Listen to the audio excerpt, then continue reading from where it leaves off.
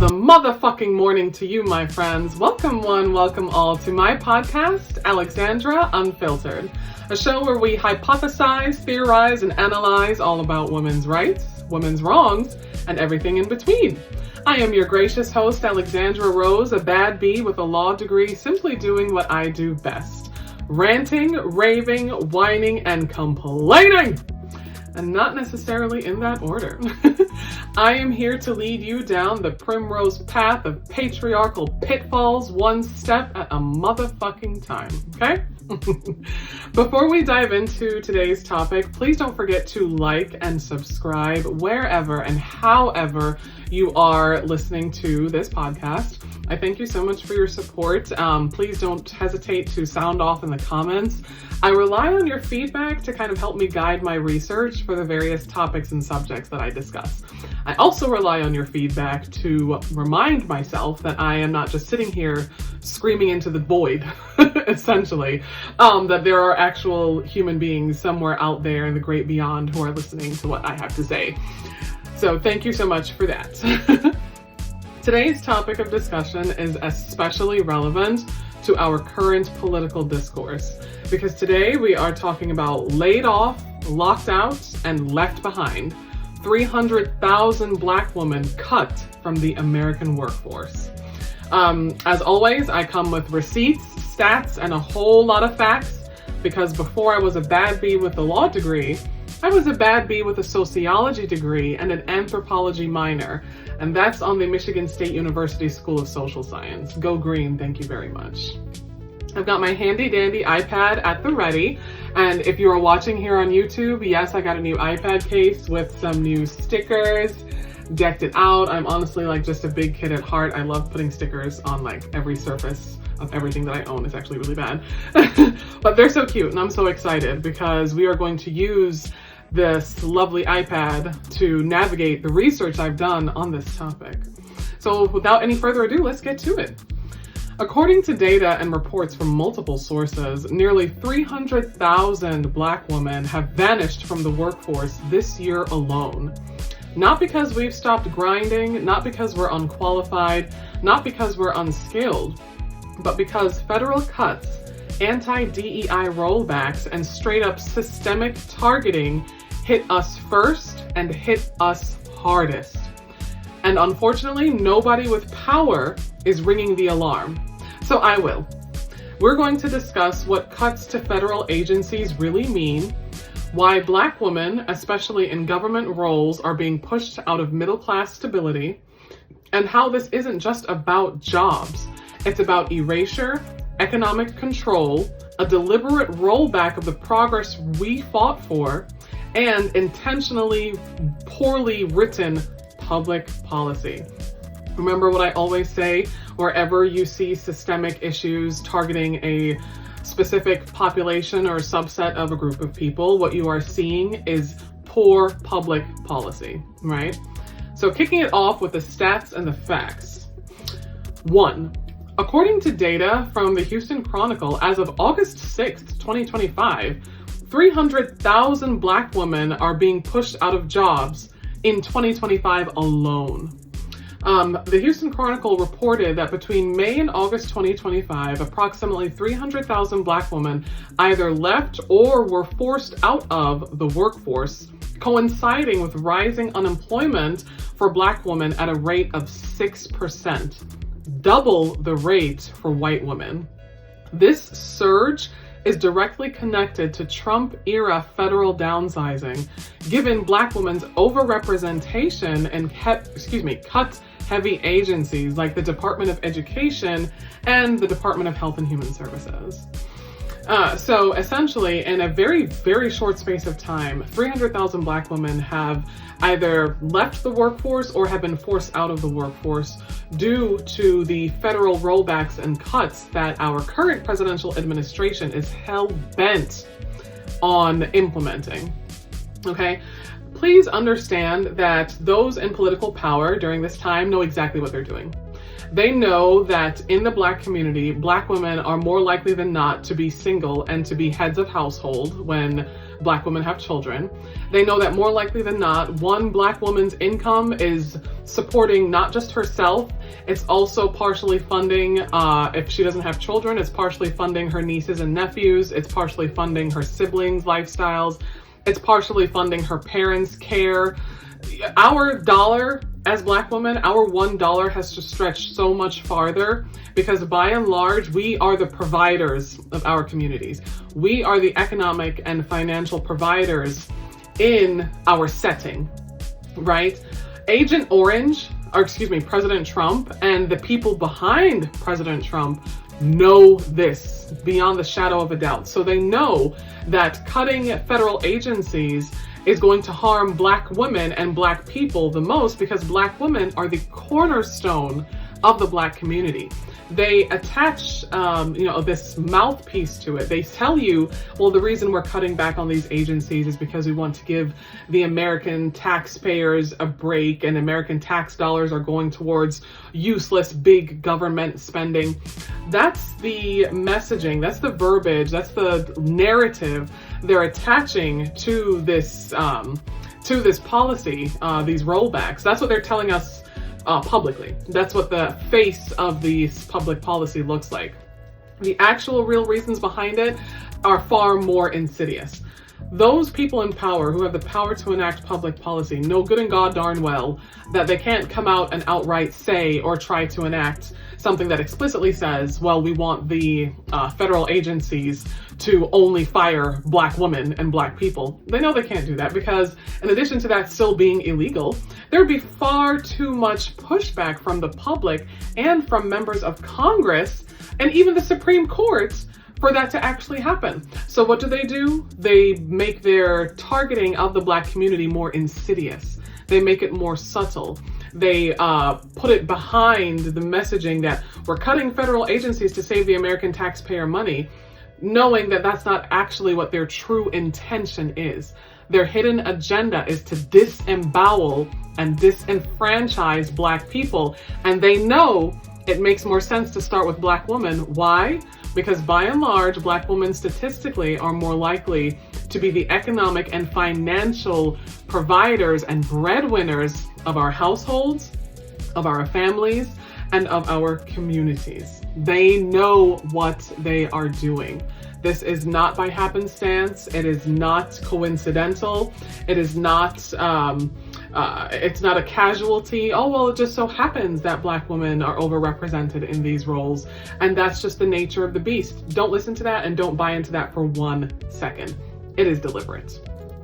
Stats and facts number 2.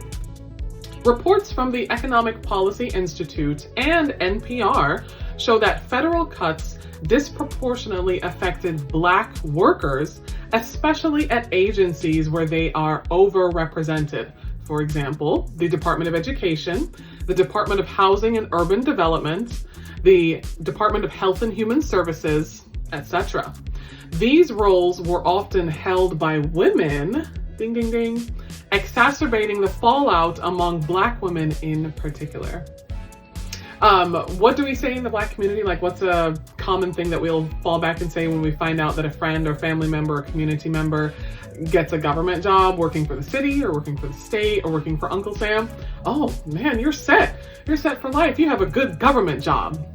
Why? Because those good government jobs come with essentially what is job security, recession-proof, right? Come with steady, consistent income, come with the best health insurance, bar none, and come with robust retirement and pension plans, right? And we'll get into that a little bit later. But that's why we call those things good government jobs. Please understand that Black people are not the only people who view government work as good, secure, stable work, right? We just vocalize it because that's just who we are. We just express it. Other groups of people as well, including white supremacists, view government jobs as like a gold mine of work, essentially. It's predictable, it's stable, it's recession-proof, you get good health insurance, and you get a really solid retirement fund to look forward to. And you get paid holidays. You really can't beat that. The people who are enacting this public policy know all of these things. Don't be misled or misguided. Don't be fooled by any attempts that they make to say that that's just coincidence or that's just happenstance. Remember that people in power have access to information and have access to resources you and I can't even think or dream of. They have access to multi-billion-dollar think tanks, statisticians, lawyers, researchers, professors, etc., whom they go to advise them on creating these kinds of public policy initiatives. They don't just make these things up. And even if they do make these things up just to brainstorm, before it's actually enacted, there are several different people and several different organizations that people in power consult with before enacting these things. If these decisions are not made in a vacuum, they have to go through several committees. They have to meet with several different departments and several different subcommittees of the committee that they met with. They have to meet with the think tank board. They have to meet with the statistician's boss. Trust me, trust and believe these decisions being made right now are not being made in a vacuum, and they're not being made by coincidence. It is intentional and it is deliberate. Stats and facts number 3. According to Axios, there was nearly a 33% reduction in federal jobs held by Black women over the past year as agencies were downsized and DEI programs dismantled under the Trump administration's second term. 33% reduction in federal jobs held by Black women. So if you even spitball the math on something like that, if Black women only make up so much of the federal workforce to begin with, a statistic like 33%, that's damn near half, right? That's a huge number for a population like for Black women and Black people where we are not the statistical majority. 33%, you might as well be just cutting off our arms at that point in terms of removing Black women from the workforce, right? Stats and facts number 4. Major workforce reductions targeted female-heavy and minority-heavy agencies in particular. Now check this out. The National Women's Law Center reported that departments with high percentages of women and Black employees, again, the Department of Education, the Department of Housing and Urban Development, the Department of the Treasury, the Department of Health and Human Services, the Social Security Administration. All of those agencies were targeted for mass layoffs. Black women were disproportionately represented among the probationary and DEI roles that were cut. So when you hear Agent Orange and his acolytes, his sycophants, his very musty group of followers talking about cutting and eliminating the Department of Education and eliminating the Social Security Administration, please understand they're actually not that much concerned about removing people's access to Social Security and to Medicare. They're not that much concerned about removing people's access to higher education.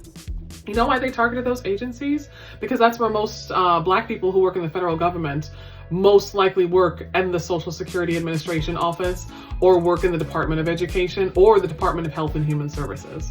Those are the minority-heavy agencies, mostly Black people, followed by Hispanic and Latino people. And Hispanic and Latino women are also suffering under these cuts too, because Black women and Hispanic and Latino women are essentially neck and neck almost in terms of being overrepresented, quote unquote, as employees in these federal agencies. So remember what I talk about all the time when we think about or have these discussions. We want to think about systems and you want to think about circles and cycles, right? Public policy is at the center of that wheel. Think of it as, you know, the tarot card, Wheel of Fortune, right? And the TV show that's still on that you probably watched when you were homesick from school with your grandma, Wheel of Fortune. At the center of that wheel that is continuously going and circling and cycling is public policy. And the wheel has spokes. The spokes on the wheel you can view as the offshoots of the public policy that impact the wheel itself. We, the people, are the wheel, the circular part of that structure itself. Public policy is at the center. And if public policy, which is the center of the spoke of the wheel, is not solid, then the wheel falls apart. Public policy under this administration is not solid. Instead, it is deliberately, intentionally, willfully targeting those of us who are minorities, who are already statistically disenfranchised because of centuries of history of oppression and subjugation. The wheel is falling apart. We are the wheel and we are falling apart. Or at least the intention from those in power is that the wheel falls apart and we fall apart. And they come back and rebuild it with public policy that only works for them and upholds them and uplifts them. Not on my motherfucking watch. Let me tell you that right now. Not on my watch. Because I think what all these people in power fail to realize is, I don't know if they I know they can't read, and I know comprehension is not a skill. I mean, all they're really good at is being evil. But beyond that, you know, the skill set just kind of ends there. So they're very short-sighted. As Black people, we have survived enslavement. Like, do they not understand that? We're here and our existence proves the survival of our ancestors, right? We are here living, breathing, thriving, flourishing today. And that in itself is living proof that those who came before us survived. They survived enslavement, Reconstruction, Jim Crow, colonialism, the transatlantic slave trade, the domestic slave trade. Wherever there was a British colonial or French colonial or Portuguese or Spanish colonial or Dutch colonial power, there was enslavement, right? Throughout half of the world, the continent of Africa, all of Latin America, the Caribbean, and America, right? And we're here today. So I want them to ask themselves, I know there must be more long-term evil planning, because like I said, what these people are good at is being evil, right? There must be more long-term planning, but I want them to remember we survived enslavement. Do they think that we're just going to go gentle into that good night? And we're just going to, throw our hands up and say, well, this is it. We had a good run. We might as well go back to those fields because that's all there is for us. There is no going back at this point. We shouldn't have been there in the first place, but they used violence towards us and used their statistical majority to keep their foot on our necks until our ancestors said, enough is fucking enough. We're not going back, Mr. White Supremacist, Madame White Supremacist, Klan member, Klan hoodie wearing individual who's musty and inbred. We're not going back. I'm not going back. My family isn't going back. My sister, my mom, no one I know or love is going back to that. So try again. We're not going anywhere. Nonetheless, though, there are short and long-term impacts of this workforce exodus on Black women. And these impacts are all connected to our history. So looking at some of the short-term impacts of this workforce exodus. And when we say short-term, we're thinking between like now and the next 2 years. So the first short-term impact is the immediate loss of income and stability. A sudden job loss is financially devastating, especially for Black women who are statistically more likely to be single heads of households. With fewer savings, thanks to generational wealth gaps, many Black women face housing insecurity, debt acceleration, and reduced access to healthcare. Again, all of those things that I just listed are the intentions of this public policy initiative. All right. That is exactly what they want. They want us to have reduced access to healthcare. They want us to be buried up to our necks in debt with no income to pay off that debt. And they absolutely want us to experience housing insecurity. And do you know why?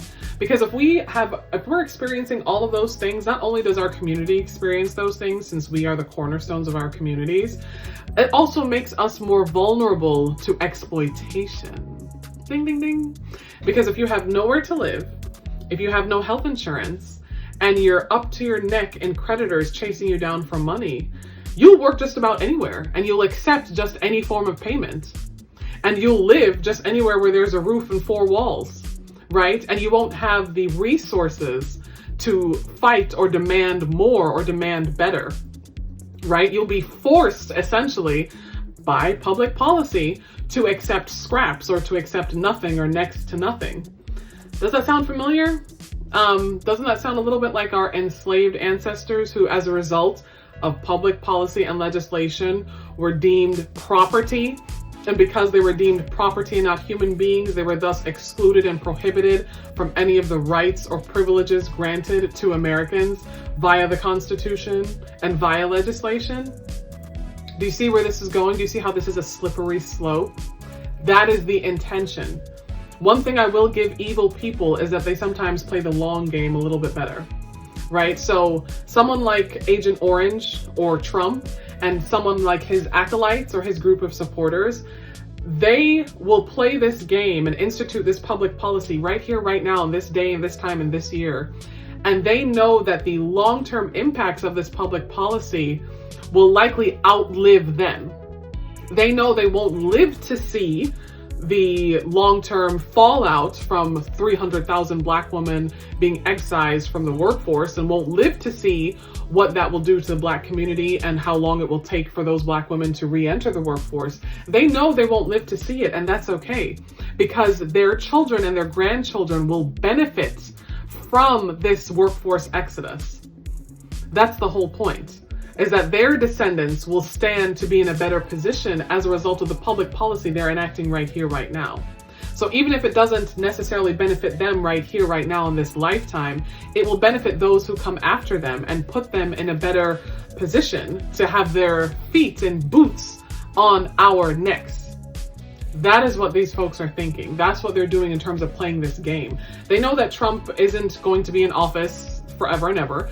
They know that the country is likely not going to be interested in maybe even a Republican president for the next foregoing years, hopefully, right? They know these things, but they know that once the public policy is initiated, once the department is sundowned, once the act is no longer renewed and the funding disappears because the department no longer exists, they know that reopening a whole federal agency and rehiring people is a process that takes time. And that's okay, because in the meantime, Black people and Black women are disenfranchised and unemployed and unhoused. And undoing those systemic issues, those traumas, undoing that, going from being unemployed and unhoused to being gainfully employed sustainably and sustainably housed, they know that that's a process, and they know it's hard to go from A to B. They know that. Essentially what I am saying is that they know that it is deliberate, it is intentional, it is willful. It is not by mistake. And they're perfectly content with saying, okay, that's fine. If I even don't get to live to see the fruits of my evilness, but my child will live to see it, or my grandchild will live to see, and that will benefit them, I'm A-okay with that. Another short-term impact of this workforce exodus is higher unemployment and underemployment rates.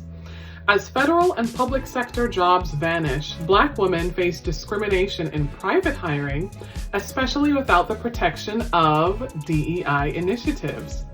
Many will be forced into gig work or lower wage jobs despite holding degrees or professional credentials.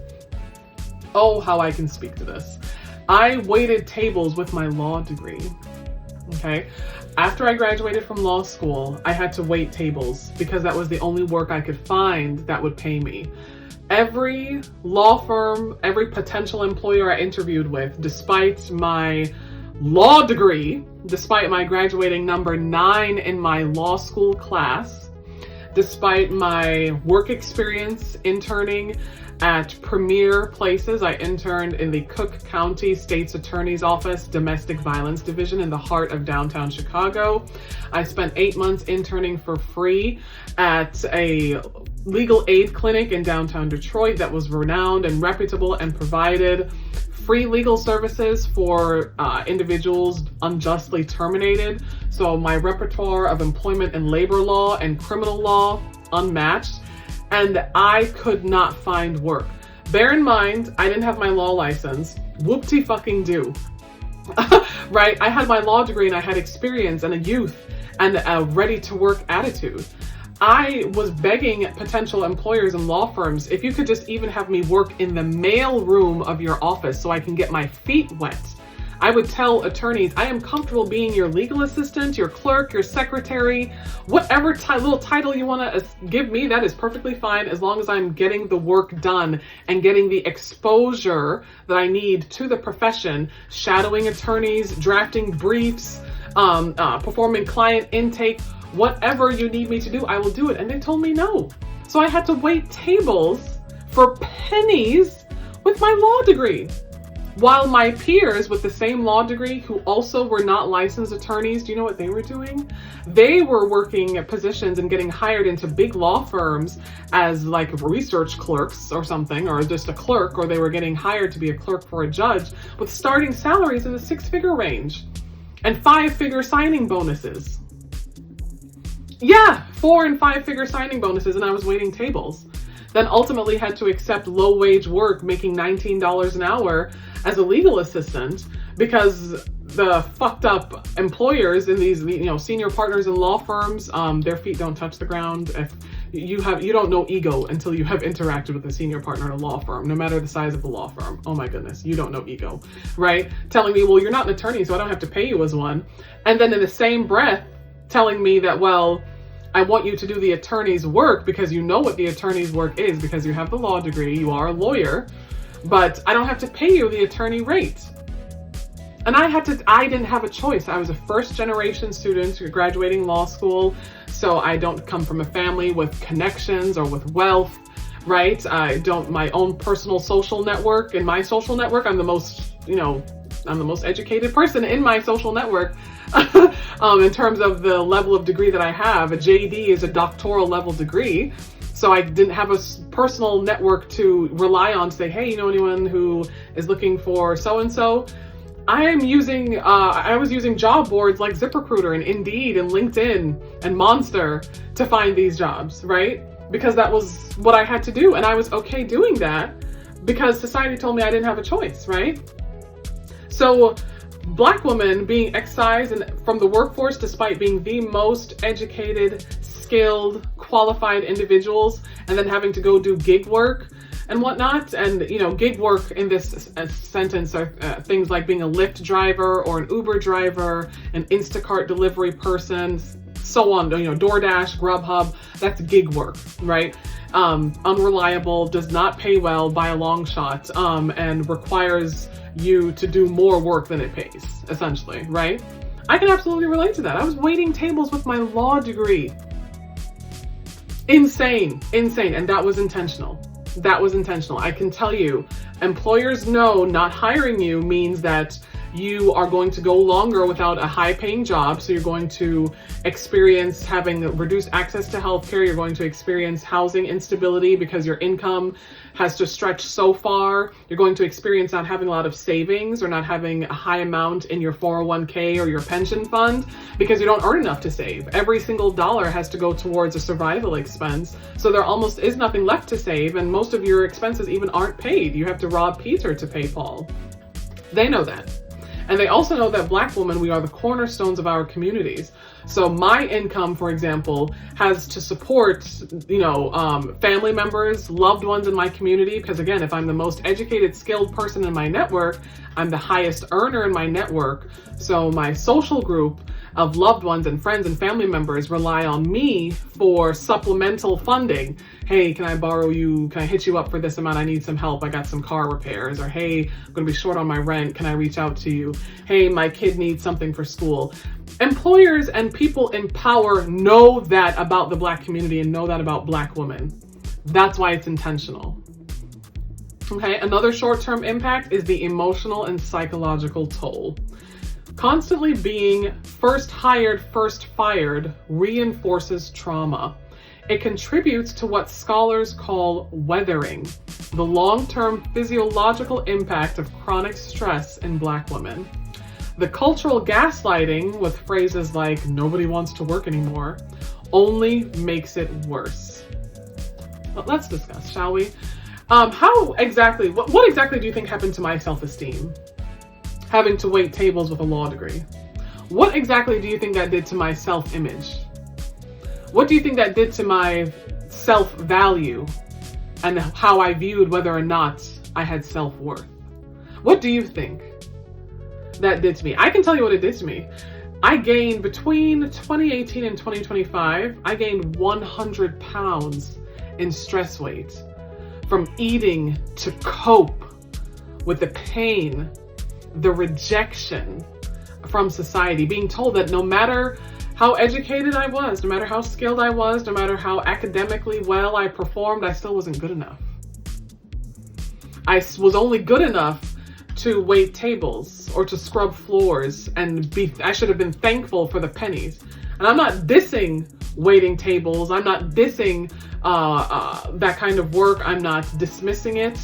However, what I am saying is that the same society that would not hire me, despite the fact that I was credentialed, is the same society that told me to become credentialed in the first place so I would not have to wait tables and scrub floors. That's the same society telling me, well, Or rather, that's the same society that tells women, well, keep your legs closed. If you can't afford children, then don't have them. And then the same society wheels and turns around and says, shoot, we're in a low birth rate crisis. Fuck. Yeah. So you tell me how you think I felt watching my peers who graduated from law school with me performing so well financially, achieving all of their career goals within the timelines that we all prescribed for ourselves, getting married, starting families, moving into their dream homes, working high-powered, prestigious jobs with titles that translated well into your social network and whatnot, while I was waiting fucking tables for pennies. You tell me what that did to my psychological well-being. Take a wild guess, because I'm still fighting to lose the 100 pounds that I gained, praise God, through diet and exercise. 100 pounds. 100 pounds. Yes, so we can talk about emotional and psychological toll. I know I'm not the only one who speaks to this. At least I can say in my case, I'm at least thankful that all I gained was weight. I didn't gain heart disease. I didn't gain high blood pressure. I didn't gain high cholesterol. I didn't gain fibroids. I didn't gain cysts. I didn't gain PCOS. I didn't gain endometriosis. I didn't gain cancer. These things happen to us Black women. Those are the things we gain from all this stress, right? So at least in my case, I can be grateful that it's just pounds that I have to fight losing, and it's not illness, terminal or otherwise, that I have to worry about fighting or combating.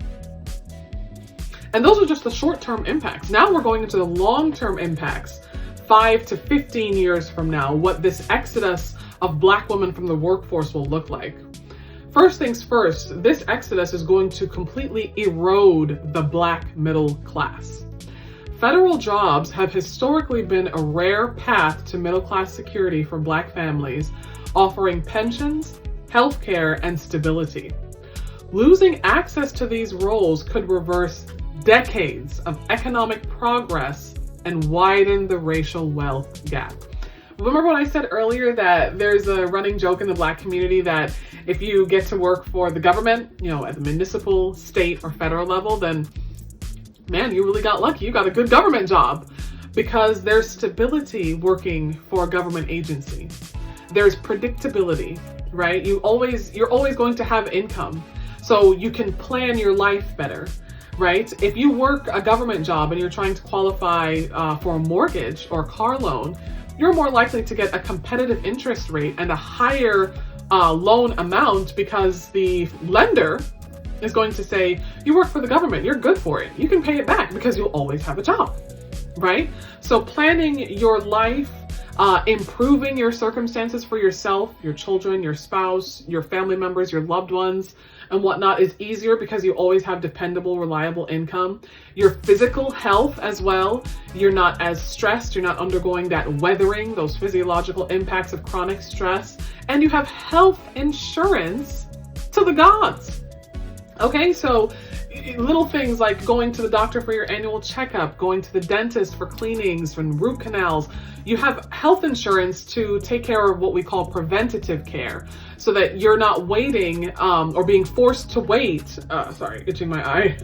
You're not being forced to wait until you have a cancer diagnosis or until you have a long-term chronic illness diagnosis, right? Instead, you have health insurance to perform preventative care. So you catch things early if there even is something to be caught, right? With stable income, you also eat better because you can afford to shop more sustainably. You're not shopping for groceries out of survival. Well, I just need something that's cheap and quick and filling. No, you can shop for produce, right? You can shop for fresh meats, things that you have to cook and prepare, as opposed to fast food or processed foods. So your diet is better, so your health is better, so your outcomes are better. This erosion of Black women from the workforce will also result in a retirement crisis. Fewer years in high-paying, benefit-providing jobs equals lower Social Security and retirement savings. Many Black women face elder poverty, especially those who were mid-career during this wave of cuts. Remember way back when we did the episode on the feminization of poverty, and there was that really shocking statistic that the wealth gap between men and women never actually reaches equilibrium at some point. In fact, it continues to widen even as women and men age.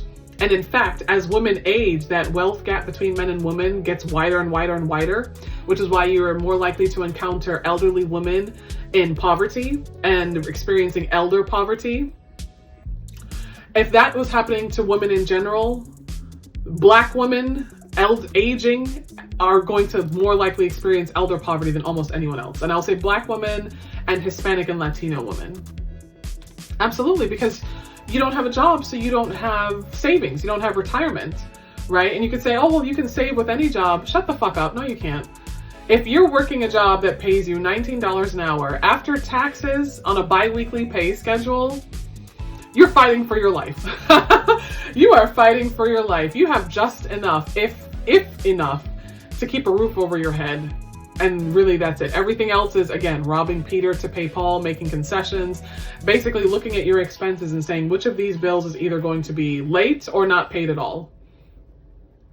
And please don't listen to the die-hard, try-hard asshats who tell you, oh, well, coming out of poverty is just a matter of budgeting properly. Shut the fuck up. They know it's not a matter of budgeting properly, by the way.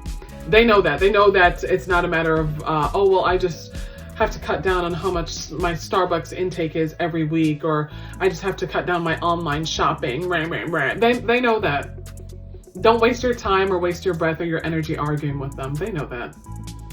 Instead, spend your time fighting them. Some people have never been bitch slapped in their entire life. They've never eaten a knuckle sandwich.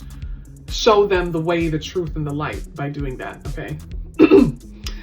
Another long-term impact of this fallout, and one that I think is especially tragic, is political and policy silencing. Public sector jobs gave Black women proximity to power in education, housing, healthcare, and justice. With fewer of us in those seats, there's less advocacy and representation in decisions that affect our communities. So those positions, those jobs, those job titles gave us as Black women access to power, access to people who make decisions, access to people who enact and promulgate and legislate these public policy initiatives. It gave us a voice to say, you know, that's not the best way to go about that, actually. Let's do it this way instead, right? Working in government is what paved the way for former Vice President Kamala Harris to become vice president, because she started off as an assistant district attorney. That's a government job. Like, think about the implications of these things, right? The people whom we vote for and whom we know and love, who are our Black elected officials and our Hispanic and Latino elected officials, they got their starts working in a government job of some kind, or a government adjacent agency, right? Where they were close to the decision makers and they were close to the power brokers and could thus contribute their voices to these very important public policy discussions. And as a result, were able to gain power themselves and legislate effectively, legislate in ways that positively impact not just minority communities, but other communities, right? As I've said before on my social media pages, I think it's so funny. White supremacists are so disingenuous because they act as though all of these federal rollbacks are only going to hurt Black people and other minorities. And it's so shocking to me because Black people are still a statistical minority in this country. So if anyone is going to be hurt by entire government agencies being eliminated, it's going to be y'all white folks more than anyone, because you all are the statistical majority. More often than not, there are more of you working in these agencies than there are of us. You guys are going to be losing your jobs too, Trump supporters and people who voted for Trump. You will be losing your health care. You will be losing your Social Security. You will be losing your Medicare, your Medicaid, your retirement, your pension, your savings, your income, your this, your that. You will be impacted too. And what I've said before on my social media pages, they know that and they don't care.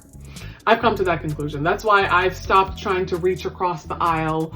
That's why I've stopped trying to connect with other communities who may vote the other way. I've stopped trying that. They know good and goddamn well what they're doing. They've always known, and they know especially now in the information age where we all walk around with computers in our hands. They know that they will be harmed too and have little to no recourse because they're just as poor as we are. They're not billionaires. They're like what? X amount of, like, you can count on a few hands how many well-known white billionaire families there are in America. Most white people are poor and barely middle class. They're very disingenuous the way that they put on airs in front of minorities. They know they'll be just as harmed, and they know good and goddamn well Black women are definitely not about to going back to being their domestic staff or servants. They know there's no going back to that either. And they know that Hispanic and Latino women aren't going back to that either. When we have all these degrees and certifications, we'll figure it out and just be gig workers until the wheels fall off. They know that.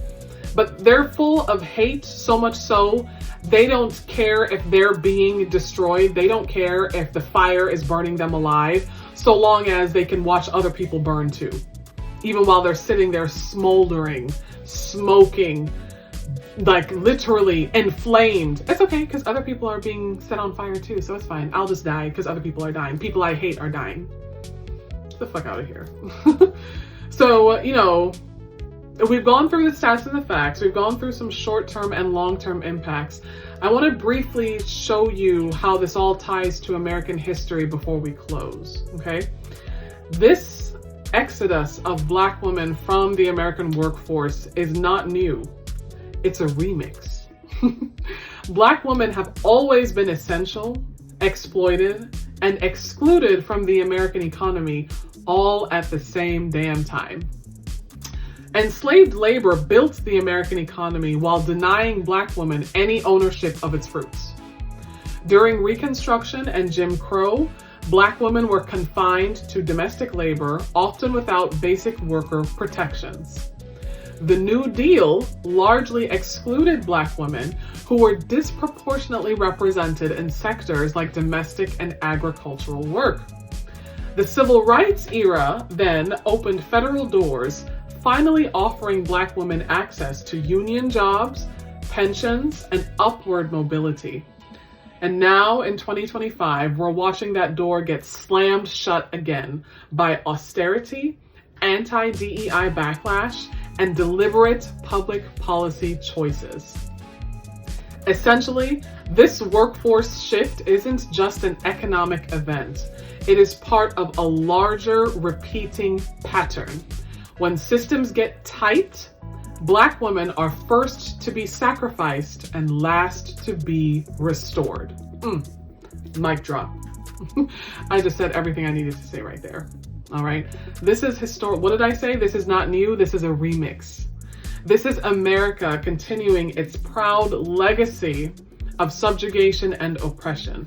Every single victory that Black people have gained in American history has been a slight towards the white supremacist patriarchal system this country was quite literally founded upon. All right. Every right, every privilege, every single thing we have fought and died to earn, to gain, and to obtain has been one less stronghold that white patriarchal supremacy has over Black people and over Native American people and over immigrants and over women and over Hispanic and Latin people, etc., etc., disabled people, LGBTQIA plus people. The list goes on and on and on and on. What we are seeing now is those in power want to return America to the days where wealthy white men were the only people afforded rights, privileges, and protections under American law. We're not going back. What did Vice President Kamala Harris say in her election for the 2024 presidential campaign? We're not going back. And no, this country may not have elected her. I did my part. I voted for her. I still stand in agreement with that campaign message. We're not going back. We are not going, if all I have to do is shout from a mountaintop, the mountaintop being my little makeshift podcast studio in my home, right? And I'm just screaming into the void using these yap sessions as partial therapy and also partial educational content. And if that's all I can do to ensure that I won't go back, that my sister won't go back, my mom, my cousins, my friends, my family members, all my people in the struggle will not go back, then that's what it is. Black women are the first to be sacrificed and the last to be restored. We are the last, often left behind, to be brought back or restored and brought back to a place of comfort, a place of justice. 400 years of enslavement, approximately 400 years or so, or 400 years of enslavement and then followed by subjugation and oppression. Where are the reparations? Approximately the same amount of time, 400 plus years of Native American oppression, subjugation, and outright genocide. Where are the Native American reparations? Questions that need answers, okay? How many years, hundreds of years of oppression of Spanish-speaking people, as though most of the southwestern United States weren't once part of the country of Mexico? Texas, looking at you. Right? Where are the reparations for the descendants of those people? Quickly. I don't want to hear it. No, it is an exodus from the workforce. But if you are a Black woman and you are like me, you are overqualified and underpaid, you are the last hired and the first fired, you're not alone, first and foremost. You are not odd. You are not a failure. You are more than good enough. You are someone of value. Your life matters. Your work matters. Don't regret or feel badly for pursuing the education that you pursued. Don't regret or feel badly for pursuing the skill, the certification that you pursued. You pursued it because you wanted to and because you knew that obtaining that skill, that degree, that certificate would give you a place of comfort in terms of your earning capacity. So you did it with all of the right intentions. Don't sit in regret and say, well, what was the point? Why did I even bother? We're human. We all ask those questions. I've asked myself that question sometimes. There are many, many days where I sit here and I wonder, what was the point of me going to law school? What was the point of me getting my law degree? I have 6 figures of student loan debt. I don't earn 6 figures. I'm 32. I turned 33 this year. And I still haven't hit 6 figures yet. You know, my peers who graduated from law school with me are earning by now? But no one can take my law degree from me. No one can take that skill. No one can take that education from me. At this point, there's no going back. I will always have this skill. I will still always be more qualified than my white counterparts just by virtue of my education, by virtue of my qualifications and my credentials. That will never go away, no matter what kind of anti-DEI rollbacks and federal agency cuts there are. So if you are a Black woman, carry that with you. And know that your value, your worth is inherent because you were born with it. It's liquid gold, and that's why the powers that be fight tooth and nail to try to take it away from us. You are inherently valuable. You are inherently worthy. And that's all you ever need to be, okay? A closing thought. Black women have never been strangers to hard work. But America has always been quick to cash our labor and cut our futures. What we are witnessing isn't just a workforce shakeup, it's a rollback of justice. But there is hope. There is always hope. Because we are not going to be quiet about this. We are not going gently into that good night. We are here, and we are here to stay, and we're not going back. Thank you so much for listening to this episode of Alexandra Unfiltered. Like I said, please don't forget to like and subscribe, share, comment, etc., disseminate, discuss, elaborate, expound, all of those good things. I really appreciate your time. I really appreciate your attention, and I look forward to talking with you next week. I might continue this and make this a series, or, I might forget that I promised to do that and come up with a whole new topic for next week. Love you so much. Thank you so much for listening. This has been yet another episode of Alexandra Unfiltered, and until next time, bye bye.